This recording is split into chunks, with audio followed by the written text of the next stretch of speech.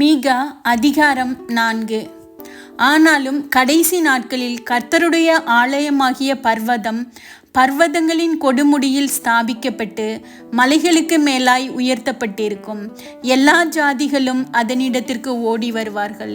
திரளான ஜாதிகள் புறப்பட்டு வந்து, நாம் கர்த்தரின் பர்வதத்துக்கும் யாக்கோபின் தேவனுடைய ஆலயத்துக்கும் போவோம் வாருங்கள்.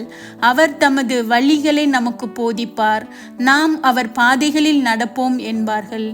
ஏனெனில் சீயோனிலிருந்து வேதமும் எருசலேமிலிருந்து கர்த்தரின் வசனமும் வெளிப்படும். அவர் திரளான ஜனங்களுக்குள் நியாயம் தீர்த்து தூரத்தில் உள்ள பலத்த ஜாதிகளை கடிந்து கொள்ளுவார்.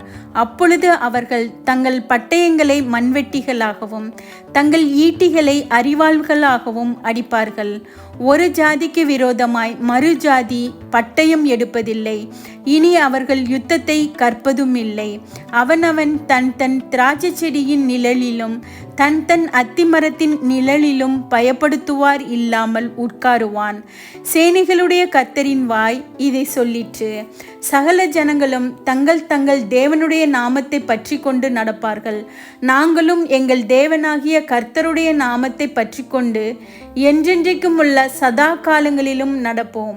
கர்த்தர் சொல்லுகிறது என்னவென்றால், அந்நாளிலே நான் நொண்டியானவளை சேர்த்து தள்ளுண்டவளையும் தீங்கு அனுபவித்தவளையும் கூட்டிக் கொண்டு நொண்டியானவளை மீதியான ஜனமாகவும் தூரமாய் தள்ளுண்டு போனவளை பலத்த ஜாதியாகவும் வைப்பேன். அவர்கள் பேரில் கர்த்தர் சீயோன் பர்வதத்திலே இது முதல் என்றென்றைக்கும் ராஜாவாயிருப்பார். மந்தையின் துருக்கமே, சீயோன் குமாரத்தியின் அரணே, முந்தின ஆளுகை உன்னிடத்தில் வரும். ராஜரீகம் எருசலேம் குமாரத்தியினிடத்தில் வரும். இப்போதும் நீ சத்தமிட்டு கதறுவானேன்? ராஜாவானவர் உன்னிடத்தில் இல்லையோ? உன் ஆலோசனைக்காரர் அழிந்து போனார்களோ? பிரசவிக்கிற ஸ்திரீக்கு ஒத்த வேதனை உனக்கு உண்டாகும். சீயோன் குமாரத்தியே, பிரசவ ஸ்திரீயைப் போல அம்பாயப்பட்டு வேதனைப்படு. நீ இப்போது நகரத்திலிருந்து புறப்பட்டு வெளிகளில் தங்கி பாபிலோன் வரைக்கும் போவாய்.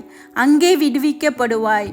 அங்கே கர்த்தர் உன்னை உன் சத்துருக்களின் கைக்கு நீங்களாக்கி மீட்பார்.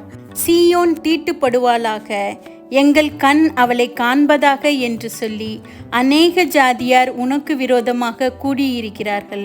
ஆனாலும் அவர்கள் கர்த்தருடைய நினைவுகளை அறியாமலும் அவருடைய யோசனையை உணராமலும் இருக்கிறார்கள். அவர் அரிக்கட்டுகளைப் போல அவர்களை களத்திலே சேர்ப்பார். சீயோன் குமாரத்தியே, நீ எழுந்து போரடி. நான் உன் கொம்புகளை இரும்பும் உன் குளம்புகளை வெண்கலமும் ஆக்குவேன். நீ அநேக ஜனங்களை நொறுக்கி போடுவாய். அவர்கள் தேடி சேர்த்ததை நீ கர்த்தருக்கென்றும் அவர்களுடைய ஆஸ்தியை பூமிக்கெல்லாம் ஆண்டவராய் இருக்கிறவர்க்கென்றும் நியமிப்பாய்.